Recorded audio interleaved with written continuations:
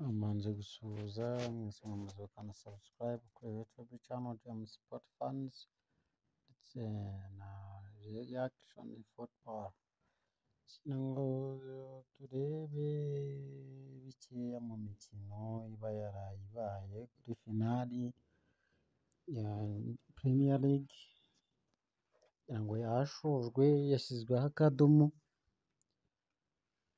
Match rero zarangiye ikipe ya Aston Villa ikina na Man U. Man U igira gutya ikikamata igatsinda Aston Villa, ariko mu gihe Aston Villa yari ifite rouge. Hanyuma ikipe ya Nottingham Forest igira gutya itsindwa na Chelsea iwayo, biha Chelsea amahirwe yo kuba yakomeza muri Champions League y'ubutaha. Yabaye iya kane, urumva ko yaje muri Big Four, muri ya makipe atanu azafatwa, atandatu sinibuka neza, ariko ubanza ari atandatu kubera ko hazajyamo ikipe yatwaye Europa League. Ikipe yatwaye Europa League ni Tottenham Hotspur, nayo ikaba rero yarabashije kuba yabona itike yerekeza muri Champions League y'umwaka utaha. Ikipe rero ya Bournemouth yaje gutsinda ikipe ya Leicester City, hanyuma Man City iza gutsinda ikipe ya Fulham ibitego 2-0. Bournemouth nayo yari yatsinze ibitego 2-0 itsinda Leicester City. Hanyuma Wolves yaje kunganya na Brentford igitego 1-1. Southampton yaje gutsindwa na Arsenal ibitego 2-1. Newcastle yaje gutsindwa na Everton, ariko Everton ko ari ikipe ikomeye mwa bantu, ariko gutsindwa kwa Newcastle byatanze amahirwe cyane kuri Chelsea. Byatanzwe amahirwe akomeye kuri Chelsea, byari byiza. Ikipe ya Liverpool nayo yabonye rouge mu mukino yakinagamo na Crystal Palace, birangira ariko ari 1-1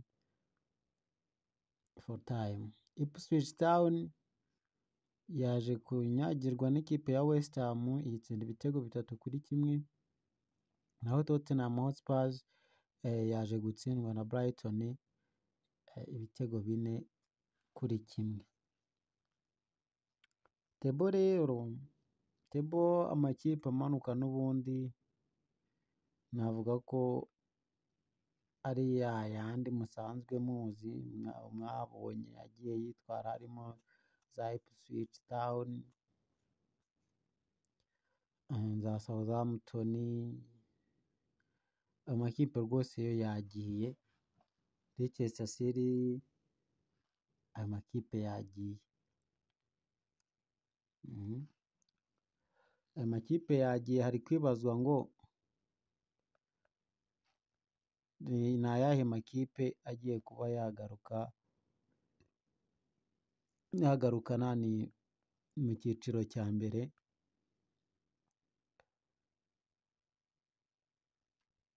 Kuza kuba yahatana n'andi makipe yo mu cyiciro cya mbere.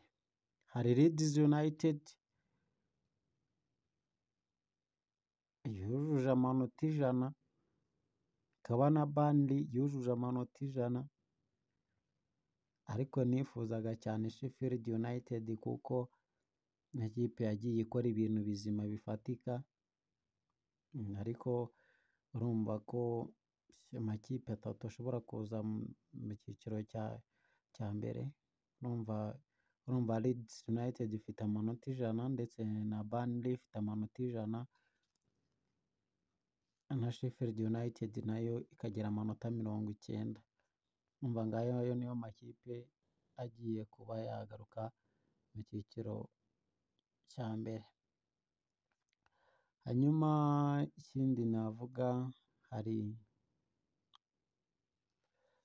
Xabi Alonso wagiye muri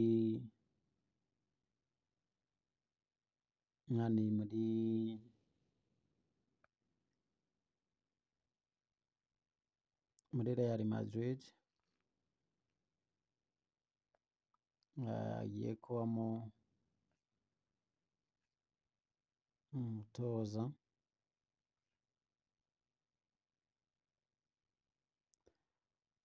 Xabi Alonso agiye kuba umutoza muri Real Madrid, asimbuye Carlo Ancelotti.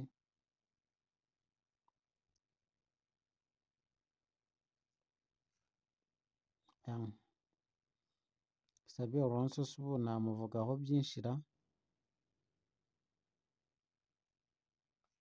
reka ntere kumuvugaho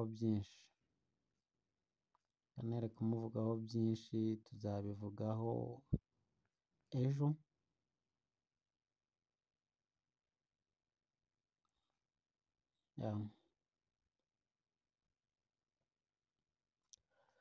Tuzamuvugaho ejo, reka mbe ndekeye aho ngaho. Niyo makuru naba mbahaye, ubwo andi tuzayakomerezaho ubutaha. Hari gutegurwa imikino ya nyuma isoza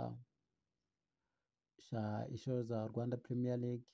Amavunani APR FC ku Mahoro yakira ikipe ya Musanze FC, ikipe ya Rayon Sports banganiye igikombe yakira ikipe ya Gorilla. Ariko n'ubundi igikombe gisa n'icyamaze kugenda,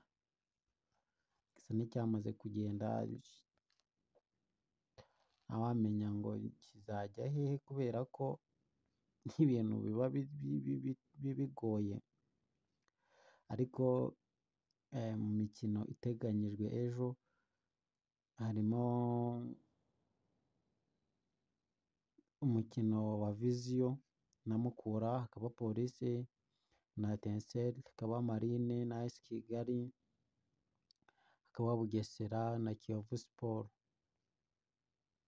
Match yabaye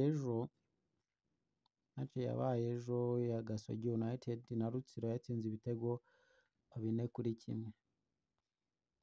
Niyo ngiyo naba mvuze, ibindi bisigaye ni ahejo inshallah. Bye.